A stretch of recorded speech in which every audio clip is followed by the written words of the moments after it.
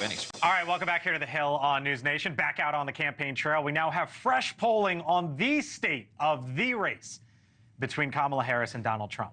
At the national level, the vice president has closed the gap seemingly to Trump within 1 point. That is within the margin of error, a national poll from the New York Times and Siena College. But we also got fresh swing state polling where the election will be decided. This comes from Emerson College and The Hill, showing Trump up 5 in Arizona, up 2 in Georgia, up 1 in Michigan, up 2 in Pennsylvania, and then you can see on the right there, tied in Wisconsin. Come on in, Scott Tranter. He is the data science director with our partners at Decision Desk HQ. Scott, hello. Your takeaway here. This is sort of the first really, really good polling that we've gotten at the national level and especially at the state level. What's your takeaway? Takeaway is it is still a favorite for Trump to win this fall, but those margins are a little bit better for Harris than Biden was a couple weeks ago, especially in Wisconsin and Pennsylvania, where Wisconsin wasn't tied. In Pennsylvania, Trump was up 4 or 5, depending on the average you're looking at. So, look, this is still, we're about 100 days out, still a lot of election to go, but these first numbers out the gate aren't bad for Harris. Okay. So how about this? Because when you look at the races, the key Senate races, and how those Democrats are pairing up in the same state as it relates to Kamala Harris. And this is our Emerson College and The Hill polling.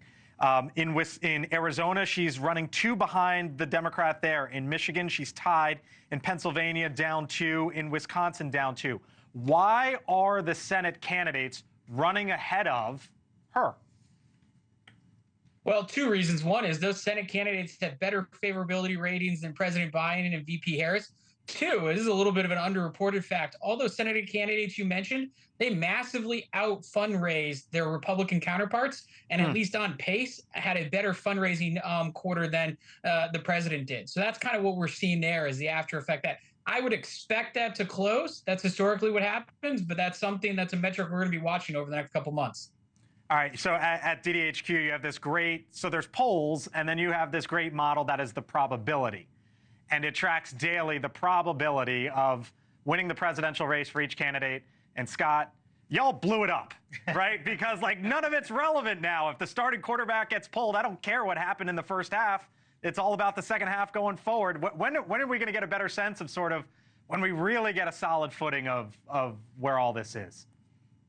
That's an excellent question. Look, it's been a crazy 10 days, and we had to take it down simply because the model was based on a Biden-Trump matchup. That's obviously not the case.